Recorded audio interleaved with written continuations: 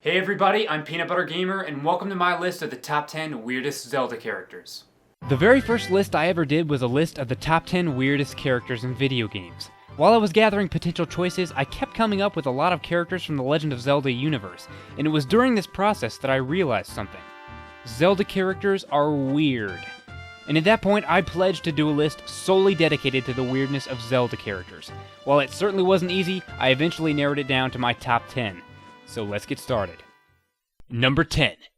While this guy may not be very important, I just had to find a place for him on this list. I mean, just look at him.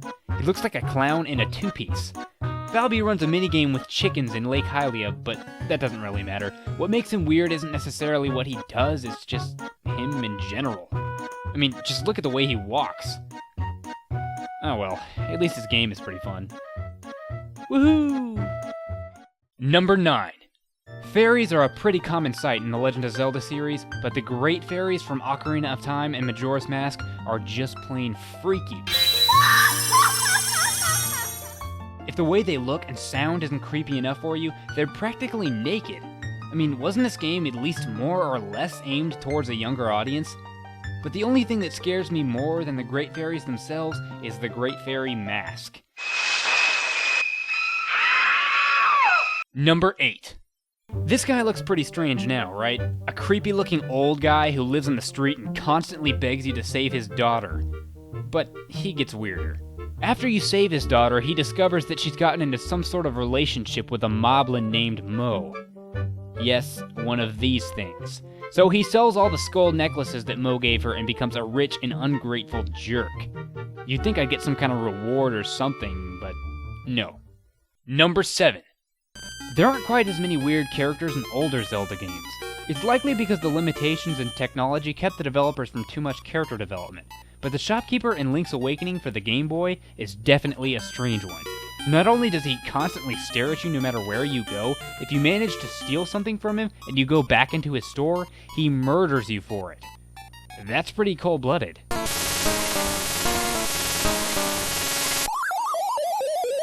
Number 6. In Ocarina of Time, he was scary enough, but in Majora's Mask, the Happy Mask Salesman takes scary to a whole new level. While you're stuck as a Duca Scrub, he asks you to retrieve a mask that was stolen from him by the Skull Kid, and in return, if you get back your Ocarina as well, he can turn you back to normal. Once you return with the Ocarina, he teaches you the Song of Healing, but once he figures out that you didn't get the mask, he goes ballistic. He's so scary that when I first played the game as a kid, I was convinced that he was going to stab me in the back at any moment. Oh yeah, and he also has a bunch of weird masks. Oh, hey Mario. Number 5.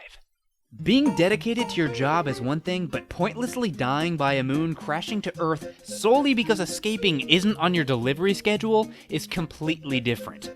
That is the Postman. This man eats, sleeps, and breathes mail. Other than his questionable, undying devotion to mail, he also has a strange way of showing up in the most random locations. In Twilight Princess, you can find the Postman at the Kakariko Inn, Telma's Bar, behind the Zora King's throne, Orden's stables, and even at the end of the Cave of Ordeals. How the heck did he get all the way through there?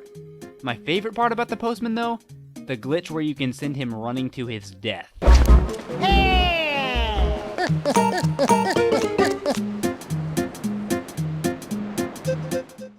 Number 4. Ugh, not her again.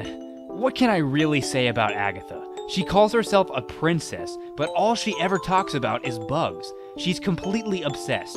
When she's not at her house bribing you with large amounts of money to bring her more bugs for her ball, you can find her outside of Hyrule Castletown looking for bugs herself. Despite her rather creepy admiration for insects, part of me really wanted to think that she was kinda cute. But that all went out the window when I read this comment. Oh, and whatever you do, don't leave her house with bugs in your pocket. She knows. Number 3. Have you ever been in the John and you realize you don't have any toilet paper? Then you can feel this guy's pain.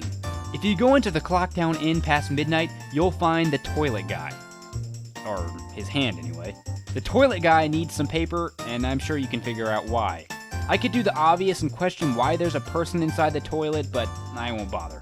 However, I am wondering why there's a heart piece down there, and whether I really want it after it's been in the toilet for this long. Yeah! Number 2. This one is just really strange. In the Haunted Wasteland in Ocarina of Time, if you take a left at the sign, you'll find this guy, the Carpet Merchant. If you talk to him, he tells you that he's selling strange and rare stuff from all over the world to everybody. At least everybody stupid enough to wander around in the Haunted Wasteland, in other words, just me.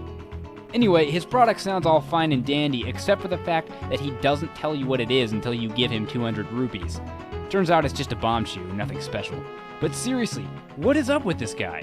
Why is there a hippie on a flying carpet in the middle of a desert on my Zelda game? It makes no sense. But I love it. But before we move on to the number 1 spot, let's look at some of the honorable mentions.